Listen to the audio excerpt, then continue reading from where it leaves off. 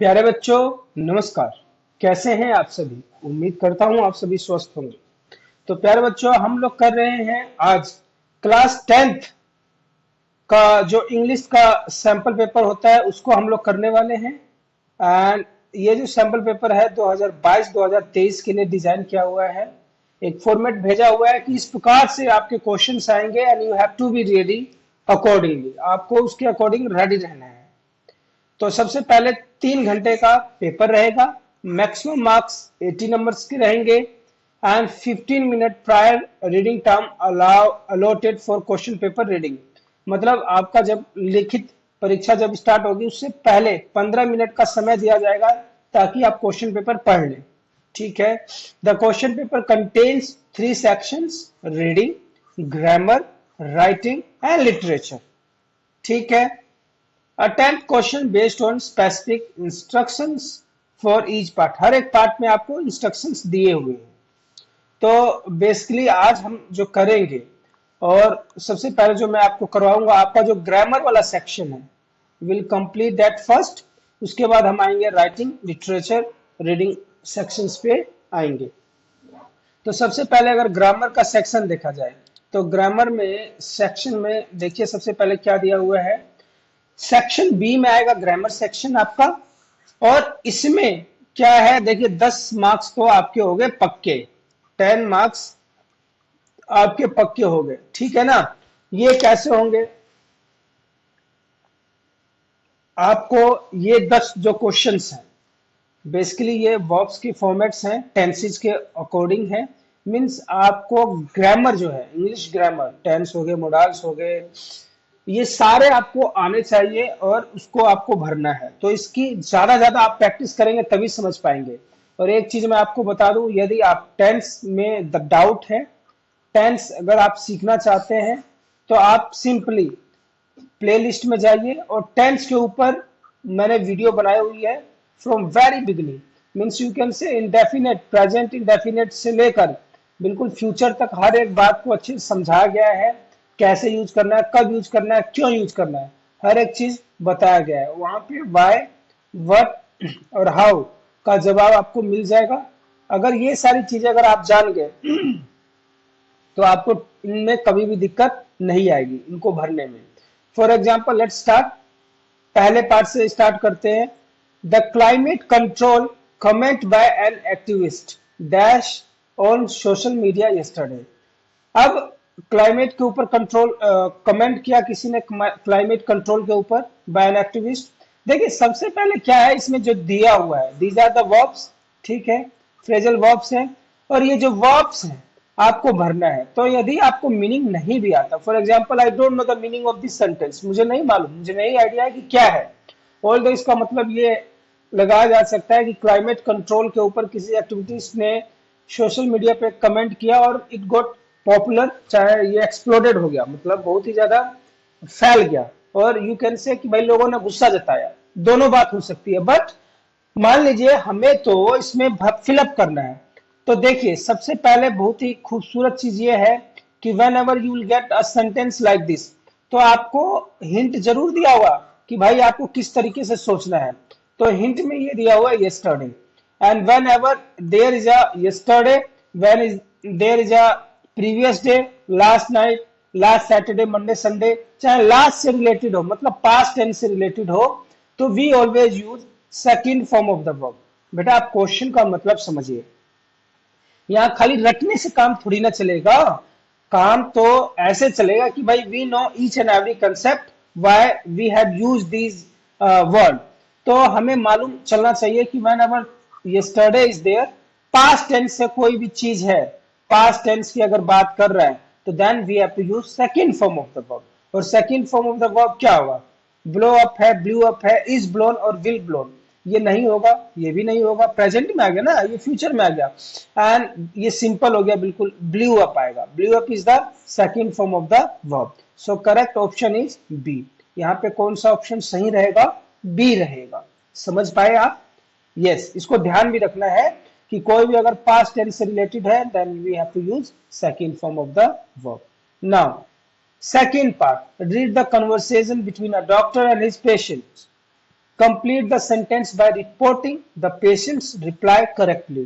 कह रहा है कि इसको पहले आप डायलॉग्स पढ़िए, किसके किसके बीच में है ये, डॉक्टर एंड उसके मरीज के बीच में, और आपको सेंटेंस कंप्लीट करना है।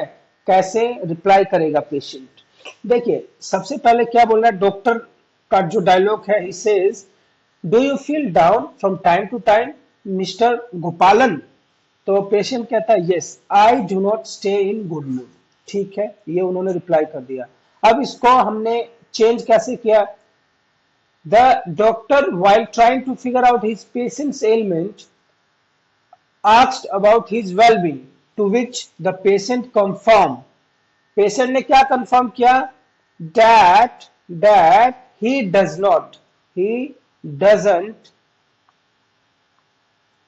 doesn't stay in a good mood. He doesn't stay in a good mood. आप समझ पाए? कहने का मतलब आपको जब रिप्लाई करना है तो सेंटेंस को अपने अकॉर्डिंग चेंज करना है, जैसे डायलॉग्स हैं उस डायलॉग के अकॉर्डिंग ही चेंज करना है। तो इसका जवाब आएगा he doesn't stay in good mood. he और उसके साथ क्या आएगा? does. Means we are talking in present indefinite tense. ये देखिए वो भी प्रेजेंट टाइम में बात कर रहा है। The doctor while trying to figure out his patient's ailment, doctor अभी पता कर रहा है तो उसने बता दिया that he doesn't stay in good mood. Third, select the correct option to fill in the blanks for the given line from Health magazine. The advertisement read, advertisement क्या लिखता है? If you smoke statistically your story, कह रहा है यदि आप लगातार पीते रहेंगे, योर स्टोरी क्या आएगा? मस्ट शुड विल आएगा। इसमें क्या आएगा? Will. Your story will and should. अब ये देखिए क्यों, देखो बेटा हमने किया हुआ है कौन सा? Conditional sentences. कौन सा किया हुआ है? Conditional sentences.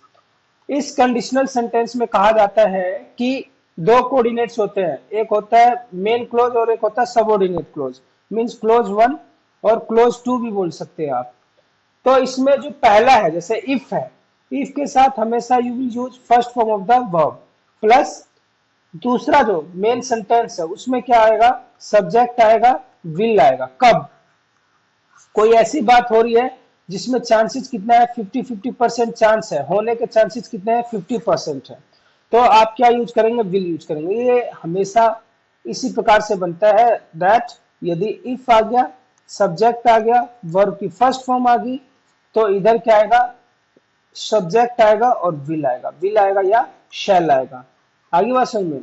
तो वो कह रहा है कि if you smoke statistically your story will and before it should. Is that clear? तो ये समझ के आपको करना पड़ेगा, और यदि आप इसके बारे में जानना चाहते हैं तो इसके ऊपर आपको प्लेलिस्ट मिल जाएगी कंडीशनल सेंटेंसेस, मैं डाल दूंगा लिंक में। कंडीशनल सेंटेंसेस के ऊपर वीडियो जरूर देखें।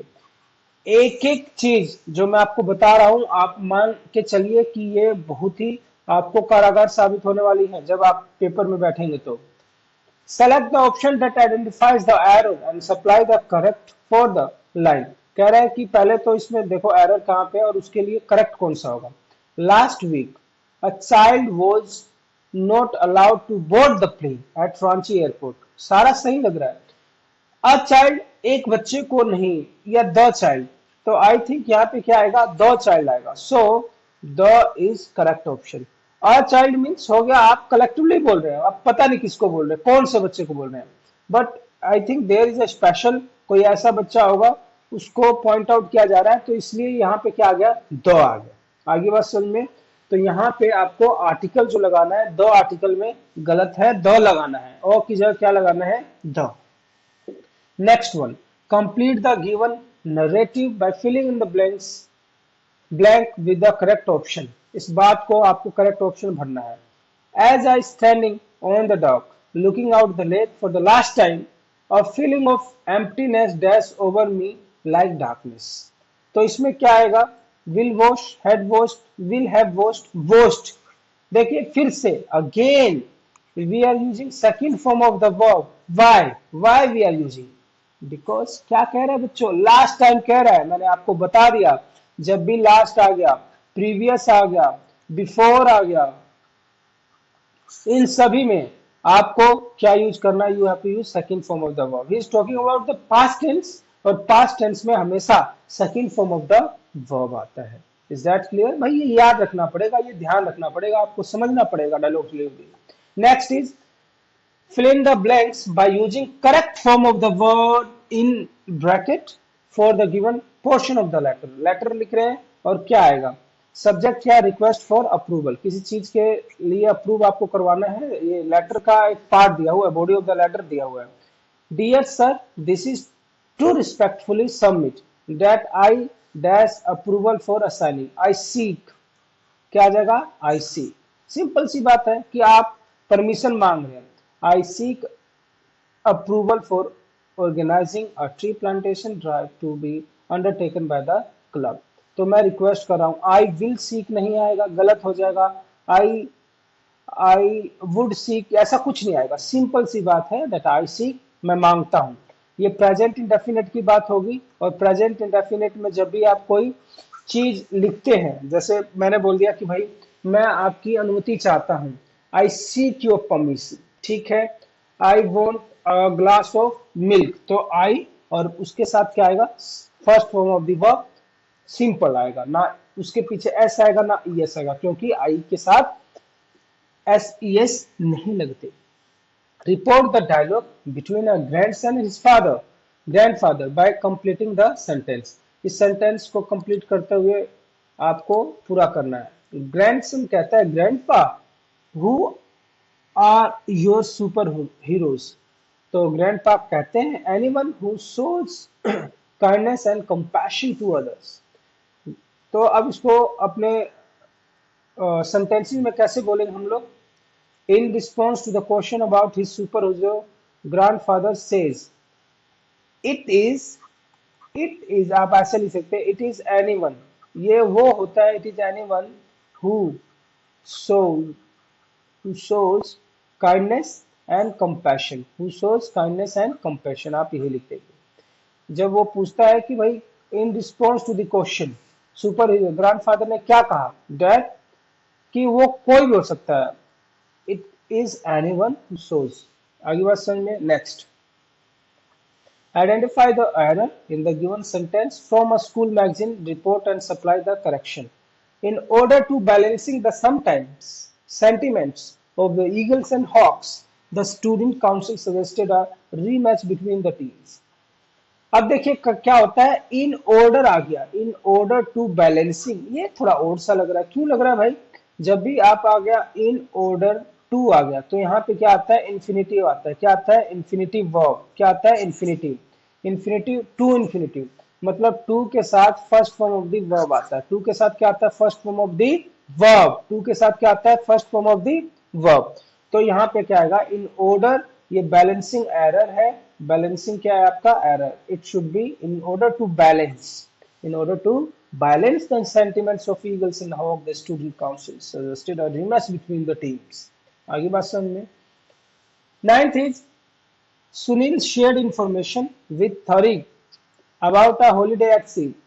report Tariq's question। क्या कि रिपोर्टिंग स्पीच आ गई, डायरेक्ट इनडायरेक्ट। तो कह रहा है जो तरीक है उसके क्वेश्चन को आपको रिपोर्टिंग स्पीच में बनाना। भाई आसान सा नहीं देगा कि ये डायरेक्ट स्पीच हो गया, इसको इनडायरेक्ट में बनाओ, ऐसा नथिंग इज लाइक दैट। आपको समझना पड़ेगा और करना पड़ेगा, समझ गए? तो आप कैसे करेंगे? सुनील शेयर सम इंफॉर्मेशन, इसको आप कैसे करेंगे? Did you enjoy travelling by sea, report तरीक क्वेश्चंस, तरीक का क्वेश्चन है, तो आप लिखेंगे तरीक आस्क्ड सुनील, तरीक ने सुनील से पूछा। तरीक एनक्वायर्ड, क्या लिख सकते हैं आप? तरीक एनक्वायर्ड, एनक्वायर्ड या आस्क्ड, आप कुछ भी लिख लीजिए। तरीक आस्क्ड सुनील, सुनील से क्या पूछा? डिड यू एंजॉय, तो इसका क्या आएगा? इफ ही एंजॉय, क्या लिखेंगे? If he enjoy, if he नहीं, ये डिड है ना, सेकंड फॉर्म ऑफ द, तो यहाँ पे क्या आ जाएगा? इफ ही हैड एंजॉयड, क्या आ जाएगा? If he had enjoyed. Is that clear? If he had enjoyed, if he had enjoyed travelling, if he had enjoyed travelling by sea. Simple सी बात है भाई। क्यों? अब ये देखिए क्यों, और यहाँ पे फुल स्टॉप। क्वेश्चन मार्क नहीं आएगा, फुल स्टॉप।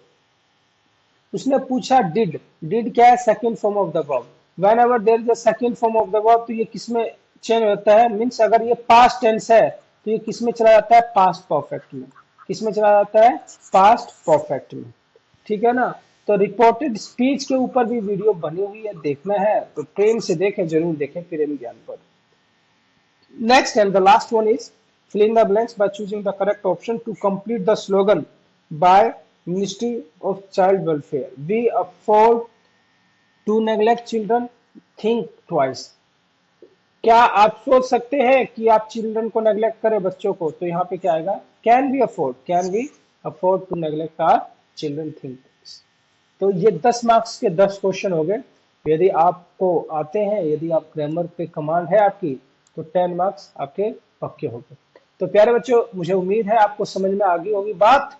मैं क्या कहना चाहता हूँ, मैं ये कहना चाहता हूँ कि ग्रामर की तैयारी अच्छे से कीजिए और एग्जामिनेशंस की तैयारी अभी से स्टार्ट कर दीजिए। यदि आप एग्जामिनेशंस की तैयारी करना चाहते हैं क्लास 10th की, दो चीज़ों की, मैथ्स एंड साइंस, तो please subscribe our channel. You will get each and every question. Till then, take care. खुश रहिए। नमस्कार।